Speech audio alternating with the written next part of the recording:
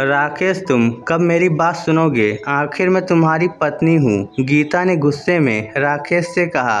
राकेश बिना कुछ बोले घर से बाहर निकल गया। अब ऐसा हर दिन होता है। गीता अपनी सास नीलम जी की बहुत इज्जत करती थी, लेकिन नीलम जी हमेशा उसे नीचा दिखाने की कोशिश में लगी रहती थी। आज भी वही। गीता ने सुबह जल्दी उठकर नाश्ता बनाया।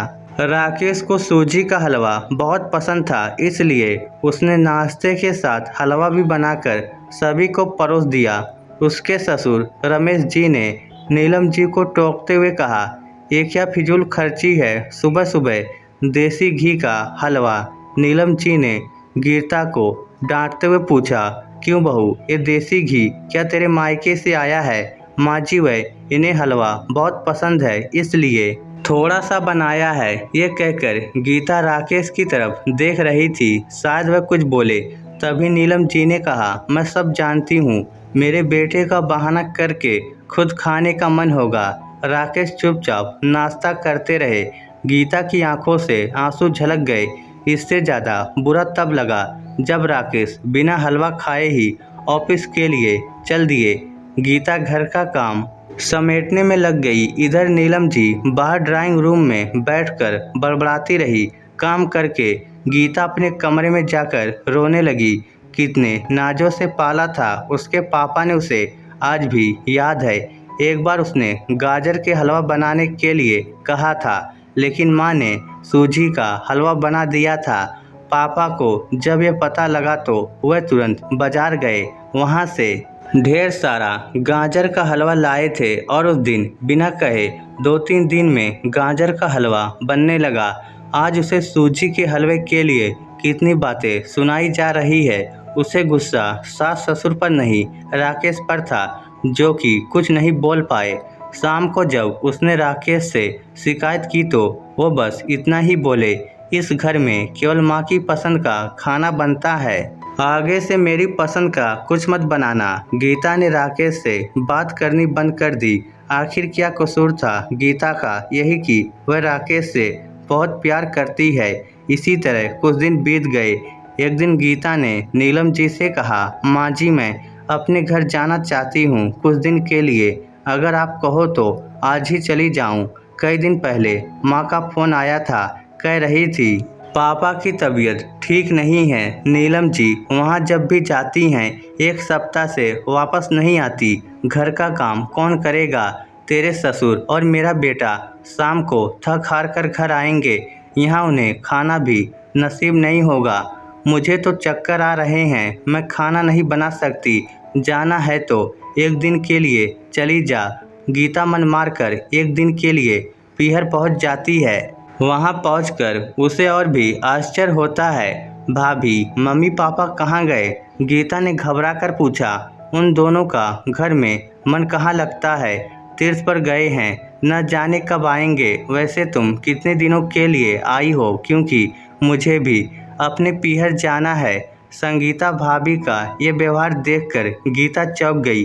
क्या ये वही भाभी है जो उनसे बहुत स्नेह जताती थी? गीता सोफे पर बैठी सोच रही थी। अच्छा, वह जो भैया ने मकान के पेपर साइन करा लिए थे, मैंने अपना हिस्सा छोड़ दिया था। शायद उसी साइन के लिए मेरे से प्यार जताया जा रहा था। गीता उठकर खड़ी हो गई। भाभी, मुझे कुछ काम याद आ गया है, मैं फिर आऊँगी, कहकर वह तेजी से घर से बाहर निकल गई।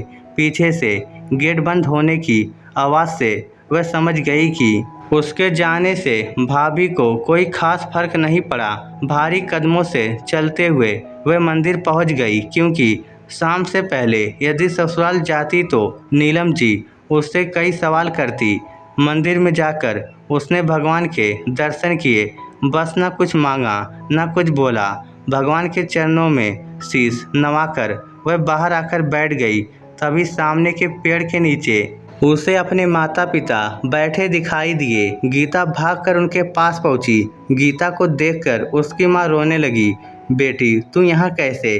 पापा ने पूछा। ओ छोड़िए, ये बताइए आप यहाँ कैसे? आप तो तीर्थ यात्रा पर गए थे। गीता के सब्र का बांध टूट गया। उसकी आंखों से आंसू बह रहे थे। बेटी, तेरी भाभी ने तुझसे झूठ बोला है। बिजनेस में पैसा लगाने के लिए तेरे भैया ने मकान अपने नाम करा लिया। मकान के कागज गिरवी रखकर साहूकार से कर्ज ले लिया। उसके बाद हम बोझ बन गए, हमें घर से निकाल दिया। पापा अब क्या होगा? गीता ने रोते हुए पूछा। बेटी तू चिंता मत कर, हम कहीं वृद्धाश्रम में चले जाएंगे। तू अपनी ससुराल जा, वहाँ किसी को यह बात मत बताना। अपने माँ बाप को इस हाल में देखकर वह उन्हें अपने साथ ले जाना चाहती थी, लेकिन जहाँ उसकी कदर नहीं है वहाँ माँ बाप की क्या इज्जत होती। भारी मन से गीता ससुराल की ओर चल दी। आज उसे अपने लड़की होने पर अफसोस हो रहा है। काश वह अपने माता पिता के लिए कुछ कर पाती। घर आकर उसने बहुत मुश्किल से घर का काम निपटाया। उसके बाद अपने कमरे में जाकर गुमसुम बैठ गई। उसकी आंखों से आंसू बह रहे थे। राकेश अपने ऑफिस के काम में लगे हुए थे। जब वह सोने आए तो गीता से पूछ बैठे, क्या बात है? आज फिर माँ की कोई बात बुरी लग गई जो आंसू बहा रही हो? गीता अपने को रोक नहीं पाई और उसने रो रो कर सारी बात राकेश को बता दी। क्या माँ पिताजी को यहाँ ले आए? वह इस उम्र में कहाँ जाएंगे? राकेश ने कोई जवाब नहीं दिया और करवट लेकर सो गए। इस बात से गीता को बहुत गुस्सा आया। आज से मैं भी इनके माँ बाप की सेवा नहीं करूँगी, देखती हूँ कौन इनकी सेवा करेगा। रोते रोते गीता सो गई। 2-3 दिन बीत जाने पर उसकी चिंता बढ़ती जा रही थी। एक दिन वह सब्जी लेने के बहाने उसी मंदिर में पहुंची, लेकिन उसके माता पिता वहां नहीं थे। पंडित जी, यहाँ मेरे माता पिता उस पेड़ के नीचे बैठे थे कई दिन से। उनका कुछ पता है? तुम्हारा नाम गीता है क्या? पंडित जी के मुंह से अपना नाम सुनकर गीता ने पूछा। जी हाँ, लेकिन आपको कैसे पता? तुम्हारे माता पिता ने ये पता दिया था और कहा था वह अब यहाँ रहते हैं। गीता ने पता देखा, वह यहाँ से कुछ दूर का था। गीता ने मंदिर के बाहर निकलकर ऑटो रिक्शा किया और उस पते पर पहुंच गई। दरवाज़ा खटखटाया तो एक लड़की निकल कर आई। यहाँ का पता मुझे पंडित जी ने दिया है, गीता बोली। आप गीता दीदी हो, अंदर आ जाओ। गीता को कुछ समझ नहीं आया। वह अंदर गई तो देखा उसके माता पिता सोफे पर बैठे थे। गीता उन्हें देखकर रोने लगी। बेटी अब क्यों रो रही है? तेरे कारण हमें यह मकान मिल गया। गीता आश्चर्य से उनका चेहरा देखने लगी। लेकिन माँ, आप यहाँ कैसे? और ये लड़की कौन है? तब उसकी माँ ने कहा, बेटी तुझे याद है तेरी शादी के बाद तेरी सास ने 50 लाख की डिमांड की थी। दामाद जी को बिजनेस खोलना था, इसलिए तेरे पिता ने उनकी डिमांड पूरी कर दी थी, जिससे कि तू सुखी रहे। जब तू हमसे मिलकर गई उसके अगले दिन दामाद जी आए। उन्होंने तेरे पापा के पैसे लौटा दिए क्योंकि उन्होंने कोई बिजनेस शुरू नहीं किया था। तेरे पापा ने मना भी किया, लेकिन वे नहीं माने। उसके बाद उन्होंने प्रॉपर्टी डीलर से मिलकर 2 दिन में ये मकान खरीद दिया। 7-5 लाख रुपए बच गए।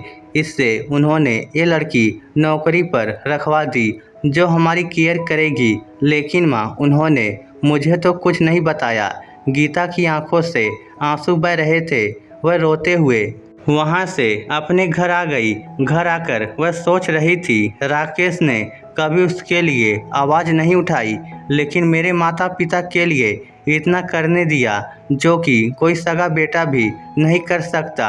और रात को उसने राकेश से पूछा, आपने ऐसा क्यों किया? अगर माँ जी को पता लग गया तो क्या होगा?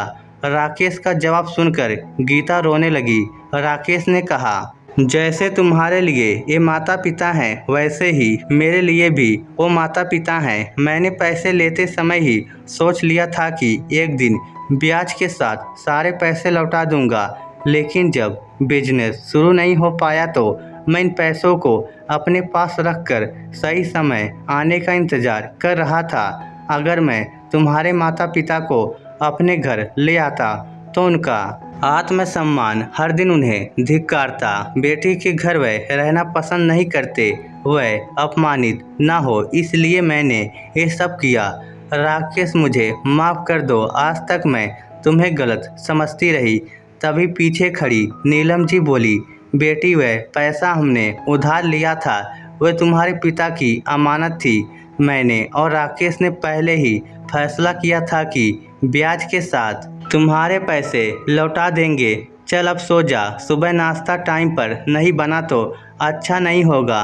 उनकी बात सुनकर गीता, राकेश और नीलम जी जोर से हंसने लगे। इस स्टोरी को लेकर आपकी क्या राय है नीचे कमेंट करके हमें ज़रूर बताइएगा। धन्यवाद।